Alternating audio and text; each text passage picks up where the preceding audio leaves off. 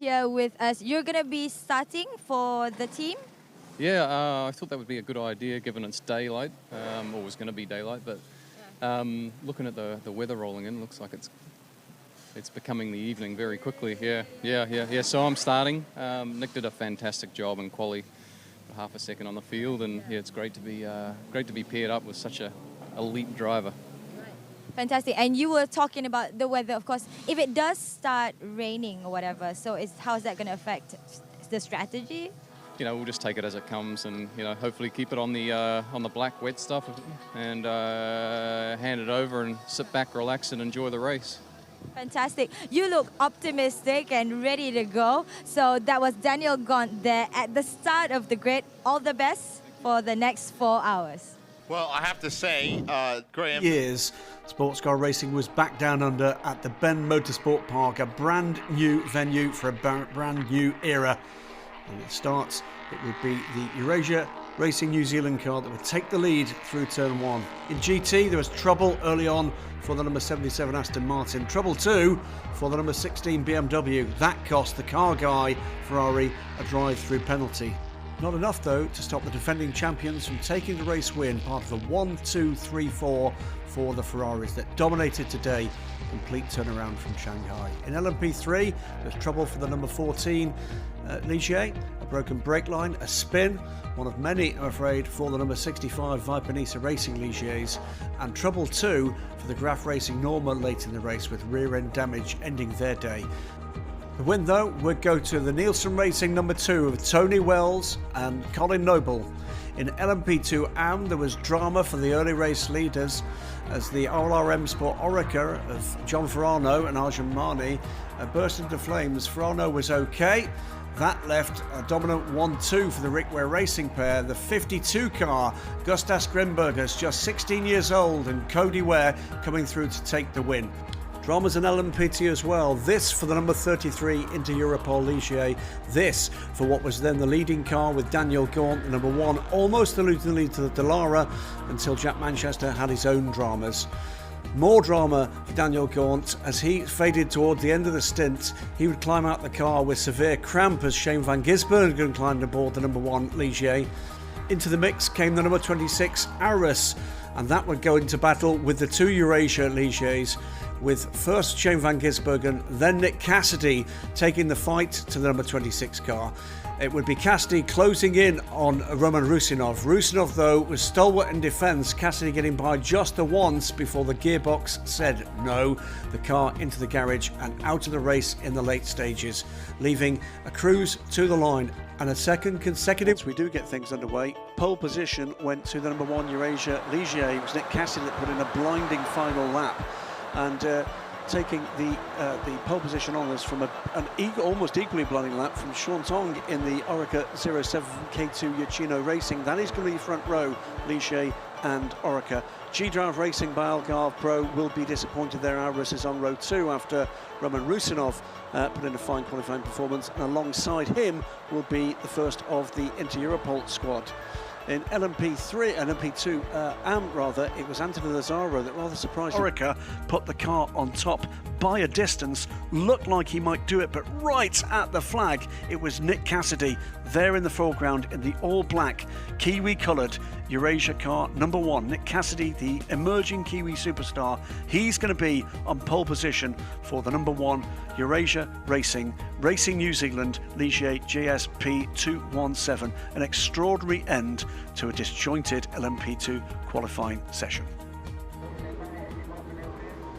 So after an unprecedented electrical storm, 3 direct strikes on the circuit, taking out most of our broadcast cameras with it, and a 100-minute delay, we're finally about to get underway. The penultimate round of the 2019-2020 Asian Le Mans Series. We go green. Still spray along the start-finish straight. Pretty dry, more or less everywhere else around the circuit. Cars come streaming through. And as the GT cars start their lap, we're going to go on board now with Francesco Piavanetti aboard the number 51 Spirit of Race Ferrari. Still spray on the screen. Daniel Gaunt still leads the race, but it's the 96 up in, still in second position. James French holds third. As we watch for the cars streaming through. Car 52, it tells us unfortunately nobody quite yet. Top 4 cars as up the inside of the Arabus, there's Nick Foster taking a look, the 36 car looking to make a move on James French. A bit of trouble there for Dominic Ang. Just that gap a little. Jack Manchester pulling away from the Arabus and up the inside and into 5th position. And into the lead in GT has gone Tomonobu Fuji in the D Station Aston Martin. Here we're on board with Fuji-san, but he has got his mirrors full of Liam Talbot in the chasing 27 Hub Auto Corsa Ferrari 488. Also well in touch is number 88 J-Lock Lamborghini. Dominic Ang though has got him in his sights, a couple of seconds back. But they're the 2 contenders right now. There are our 2 leaders. That's the gap back to Nick Foster. And the next car up will be the Dallara, having already passed and lapped the 51 car. A good shot there of Daniel Gaunt leading the pack. So this has been a sudden turnaround for Eurasia Motorsport. It really was looking in free practice 1 and 2 that they were going to be quite invisible. Then we get to the battle for the lead in GT. That is Tomonobu Fuji going wide. That could give an opportunity. A bit of contact there as contact for Talbot. Through came one of the 2 Rickware Racing cars. I think that might be. Is that an Lazaro or is that the recovering Cody Ware? Change of lead in GT. Aston Martin Vantage now behind Liam Talbot's Auto Corsa Ferrari 488 GT3 Evo. So Aston Martin, having made its way up from the 2nd row of the grid in GT, now falls back to 2nd on the road. Liam Talbot, a gentleman driver with plenty of big race wins on his CV nowadays. Yeah. We're looking for another one here tonight. Lovers of all things green and yellow will be pleased to see the car we just saw going through there. That shot, that was the 13 car, back out and running in the hands of Martin. City fans. 7 minutes on pit road though, and that's going to cost them dearly. Regular cars coming towards us here. That's the 51 car looking for a way by the 75 T2 Motorsports car, and that is actually a position that's just changed. In fact, it's David Tittapiantoro that's actually taken that position. It says well, by the way, Liam Talbot is pulling away from the Aston Martin. He got by, he's now 3 seconds to the good in the lead of this race. Rory Penttinen leading the LMP3 class, as he has been since the beginning. 10 seconds to the good now in the lead of that class. Dominic Ang not able to hold on to the race leader at LMP3, and that is at the moment 8th position overall.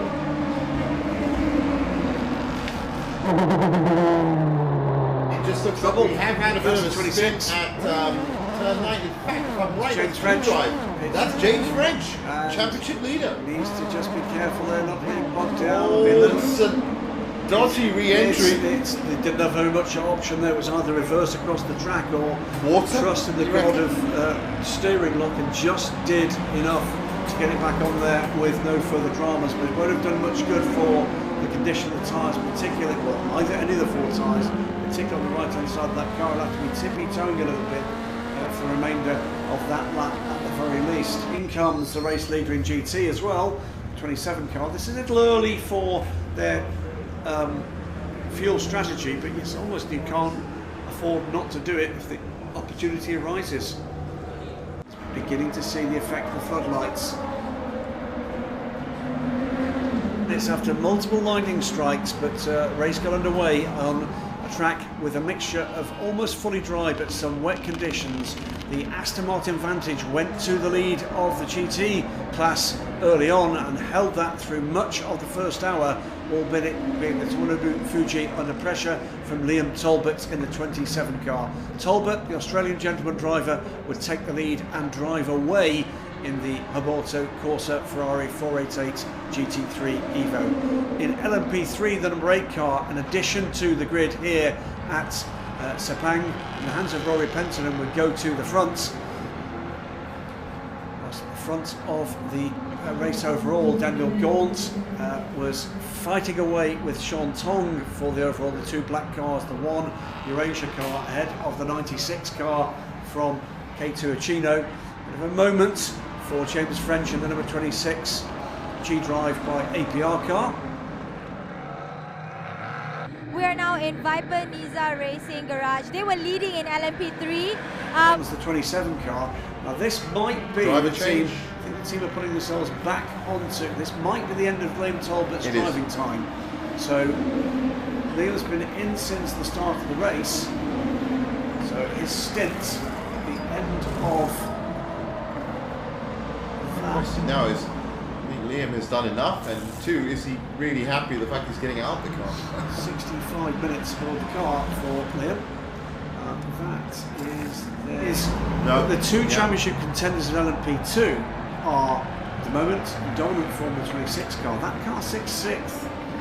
And the second Wow. place car is the 36 car. They sit only 4th. So the 3 cars ahead are all taking points from both the aspirant championship contenders. I wonder if it's the weather, I wonder if it's the night race, but you're right, this race so far is actually turning the championships on its head. Topsy-turvy, and looking again at the similar position in LMP3, the number 9 Graf car has Yes, not been a feature at the front of the pack so far this season. They lead, but will drop back a little, having just made their pit stop on the green. Viper Racing still running second. At turn 9, and as we look at the T2 Motorsports car, and that is currently in 18th overall, and that is David Tipto Biantoro on the wheel of that right now. They are currently 4th in class.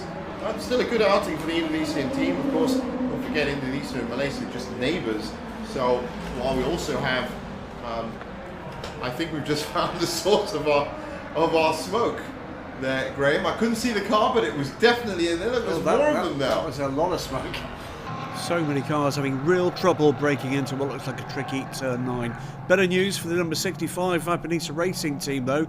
After that broken number panel, Douglas Koo is on a charge and trying to make his way back up the field. And good news too for the Japanese entered Lamborghini. The J-Lock number 88 Lamborghini Huracan looks to be well on form this evening and pushing for points. Lots up for grabs in this GT class, with all 6 cars we've got here still in title contention. The 88 car is looking strong. Where Racing looks set to clinch the title tonight. Sepang, but not with this car. This is Anthony Lazaro. Last man standing, of course, last time out from the race of 1,000 years, 19 years ago. And, well, the old gentleman of Where Racing is loving being back in the driving seat of an LMP2 car. Side by side, 25 with the number 3, another car with a very strong run tonight after real woes in Australia. The second of the Nielsen Racing cars is first of the Nielsen Racing cars on the road tonight. And they come towards turn 9. Braking problems here for either of these, but a gaggle of cars behind. As through comes number 3, Rob Hodes aboard the car. And trouble behind. We've got one prototype recovering, 2 prototypes recovering. The 75 T2 Motorsports Ferrari stationary in the centre of the track. What has happened there? We'll go on board the number 26 car, which was involved in that incident, and see just exactly what was going on there. Through goes one of the Inter-Europol cars, that's the number 8. Graf Racing Norma to the left-hand side with Rory Pentonen into the corner.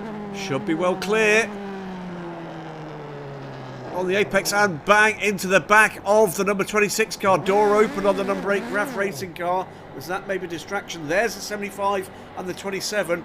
The 75 car clearly delayed, finding the track full of prototype, and is still stopped there as both the prototypes recover. But that there does well with a very minor contact to the front of the Norma. But damage to the 26 car, that going to have a significant effect on their ability to push back through this field. It's another pit stop for the Viper Racing crew, fighting back after that early trouble. Not so good for them in the early stages of this race.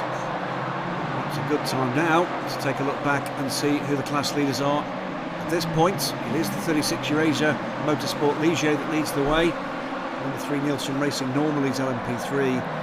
25 LMP2 Am Ligier from Rickware Racing, and in GT it's car 88, that is the J-Lock Lamborghini. 36 car, pushing hard, pushing for what would be a hugely valuable race win tonight. Another car there struggling, the 36 through tricky turn 9 in the Eurasia garage, and that tension underway in the background there. You could see to the stricken number 1 car, but in the pits, the latest routine stop, Roberto Merri, fuel only this time for the 36. Champing at the pit to get back out there and do what they can to nail down what they will hope will be 25 points tonight. It is indeed tyres, like new Michelin tyres, left side only for that car. Before they get back out into it, real opportunity with the 26 delayed tonight for a massive change in the overall standings. 36 back out, and trouble for the 65 car. Vipanissa's night not getting any better. It's Douglas Koo off the track at turn 9 to the outside. As we saw earlier in the race, it's going to be difficult with the grass sodden here to get this car back out onto track without assistance. That's the LMP3 leading car, taking the opportunity to pit under yellow. It's not just Douglas Koo at turn 9, car 25 who stopped at turn 14. So that is going to be, who's aboard that car? That's Rick Ware Racing. That is in Phil fact Mulicek is in trouble at turn 14. But now remember, that isn't the championship leading. No, it's the other car. 52 car. Another class leading car here, about to go out after a great opening double from Charlie Cruz. Hodes is about to take the number 3 Nielsen Racing car back out into the fray. Looks like a good night so far for the number 3 Norma. In the background here, and now on board, is the number 13 Inter Europol car. Look at the windscreen there, the air bubbles underneath, the tear-offs. Interested to hear from the drivers later how tricky this might have been under the lights. All sorts of visual distractions from floodlights, not a challenge they will normally have. Team crew member goes to work in cleaning the screen. Well, if he'd done that to my car at the lights, he wouldn't be getting a quid, I can tell you that. That doesn't look any better. It looks rather worse to me. Perhaps the windscreen wiper and make a better job of that one. To work, but it's not been straightforward for the championship leaders. They've plummeted to the back of the GT grid. Into the lead in the second hour came the J-Lock Lamborghini, taking the lead from the Aston Martin. The number 9 Graf Racing car was in the mix in LMP3 as a number of cars found trouble at turn 9. Vipanissa Racing went to the lead though, Dominic Ang having a grand time in hour 2. But then as Douglas Koo took over the Malaysian flag car into the garage and plummeting back down the order from first to last. That put the number 3 Nielsen Racing Norma back into the lead of the race after setting pole position. 52 car leading LMP2 AM, Ben Barnicoat taking over from Jack Manchester. So we got the 26 car and the number 8 in trouble at turn 9, with the 75 car doing well to avoid a major collision unsighted at the apex. Roberto Merri, it was, but lead the race into the second half of the race with Ben Barnicoat in the Dallara pulling hard to try to close those gaps. Still looking very good. Because we ran quite a tricky pressures here around this track because it's quite humid and it's a special track. But then the car was good. We were quick by the end of the stint. That was our target on the first one. And then we only changed 2 tires. Then the car on the right corner was good, but on the left corner was really, really tricky. I had no grip at all. But I think the pace for the conditions was really good because we were like not the quickest. Maybe Carlin was a bit quicker, but they had 4 new tires. And then I think obviously with 4 new tires you can go quicker, but yeah, quite happy with the car how it went. That car on your screen, absolutely no points or finishes. It's a great effort from K2 Achino, stepping up from GT Racing. It doesn't look the smoothest stop from the crew though, I'm afraid. This is a long stop for them. Must have been a problem in the cockpit there. Well, you'd have to say that with that evolving fight between Roberto Merri and Ben Barnicoat now moving into, well, I think if I'm right, that's 4 seconds between them now on our computers. K2 Achino could consolidate this 3rd spot and pick up a podium. That could be it. They've just lost 3rd spot with this long pit stop, and that's now gone the way of the 34 car. James Winslow Johnny, more points for Inter Europol. 34 car there. That looks like trouble on that right hand side of the car. Expect to see some attention going on there. This has been one of the stories of the night. Cars with non-functioning luminous number panels. They have to fix it. There they go. It is exactly what the crew is doing. That's why the car was being held. This has been one of a number of cars, and it's not the first time Inter Europol have been kept busy by these panels. Have to be showing, have to be lit so that the trackside marshals can see. 13 getting into a little bit of side-by-side action with the other Inter Europol LMP2 Ligier, the 33 car. Great stuff from the in-car here. Tyres in different ways, so they may be able to look after their tyres deeper into a stint. Right. Having a lot of downforce is a wonderful thing in very many ways, but at times that can actually take something more out of the tyres. Let's wait and see how this pans out towards the end of these stints. With a yellow flag at turn 14.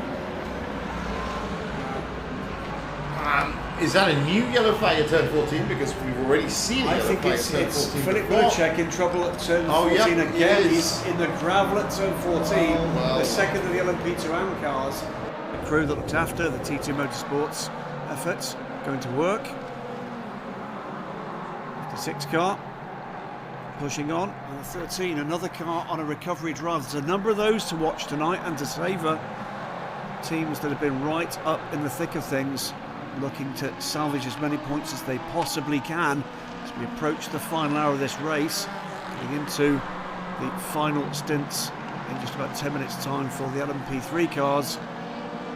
Full night conditions were it not for these floodlights. You can see mist hanging in the air over this circuit. Everybody pushing on now. Grab as many points as they can before we get into the final race of this very short 4-race season. 4 races, all 4 hours long. There's another crew on a fight back. Swap over from Kurosawa to Sean Tong. And the stars of this race, that early run from the young Hong Kong driver, the 96 car. Looked at one point as if we could have been celebrating a first ever Japanese team win in LMP2. It went slightly wrong for them. Nothing lacking in the pace department for this 2-man crew. 96 car looks to have plenty to offer in the last 2 races of this season. And let's hope we see them back, because they're learning a lot every single lap of every single track they bring this effort to. A highly experienced crew in GT racing, adding LMP2 now to their armoury, and very much Japanese flag bearers in what's a highly competitive LMP2 environment. Michelin's going on, used Michelin's, again left side only for that car on the ground, fired up, and it will be go. Slight staccato start, just holding the car whilst the car went through there. Quick stall there. Catches it again on the starter, and away they go back into the fray. How many points this time for them? There the car goes. It will filter in just behind one of the Inter Europol cars. Solid and very conservative run, but that car ends the hour in trouble in the pits. The 36 car in the hands of Aidan Reed, chased down by Ben Barnicoat. Barnicoat would lead the race, but as we got into the end of the hour and they set the next to last, the penultimate pit stop round, 36 in the hands of Aidan Reed now, with Harry Tinknell trying to close down the period, having taken their pit stop at an inopportune moment. It's now the chase is on for the Dallara. Into that final hour, and with Eurasia Motorsport having taken advantage, remember, under that full course yellow, they leapfrog back ahead of the Carlin Dallara, beaten for pace, but then the strategy fell their way. Well, this final hour is going to determine not only some of the championship titles, maybe just the one, but also who stays in the hunt until we get to the final 4-hour race of this season. What will happen with this car, the number 88 J-Lock car, sits there waiting, not just for the fuel, but to see if fortune falls their way. They've been in the mix for much of the season, and Well, the interesting point here is just what does the Japanese Lamborghini Owners Club run at Le Mans if they've not got a Lamborghini available? No GTE version of this car, of course. Team going to work. There's yet another Inter-Europol car ready to come to a halt behind them. Busy team, the Polish flag team nowadays, of course, with 4 cars here in the Asia Le Mans Series. 25 car. It's been a topsy-turvy night as well for the 2 cars in LMP2 AM. Currently leads the class. And, the 52 car wants to finish on top here to complete the win. Good night so far for 36. That left rear light, though, that's a bit of an intermittent problem. There's trouble out there on track somewhere for the Aston Martin. Been pushing Ross Gunn for a podium. Where has that car come to a halt? See the top cars coming through. And there it is. The Aston Martin, briefly saw that well off track. But the Aston Martin stationary and plummeting down the order. Big trouble for a real championship contender. As the LMP2 AM title begins to come to a conclusion as well. Everybody's scrambling for whatever points they can salvage here. 36 car is in trouble as well, maybe here. Been warned, they must pit to fix what is. Look at this, no rear lights in the rear of this car. They've been told they have to pit to fix it. They've left that too late. They crossed the line in just a few moments to start what, well, they're onto the final lap now. And if they cross the line here, and they do, take the checkered flag, the 36, but will they retain that position? Drama 2 in GT with a 27 car call for a penalty. The Lamborghini is going to win this. Amazing stuff in the last moments of the 4 hours of Sepang. Here are the full results. Eurasia, with their first win of the series, have pushed the LMP2 class title down to the final weekend. Thunderhead Carlin takes second and G-Drive take third, meaning all 3 teams can fight till the last day for that Le Mans LMP2 invite. Rick Ware Racing may have only finished 1 car in 20th overall, but they still remain champions-elect in LMP2 AM. In LMP3, it was Graf Racing with the win. The team had ignored the race director's instruction. That meant the 3 drivers deserved celebrations of them, but that was premature. That would mean that the win would go to the 45 Thunderhead by Carling Racing Dallara after a fine run from all 3 drivers. But once again, a dramatic post-race development would change the outcome of an Asian Le Mans round. The number 36 Eurasia P2 was penalised for ignoring a request to fix non-functioning rear tail lights in the closing stages, which means Thunderhead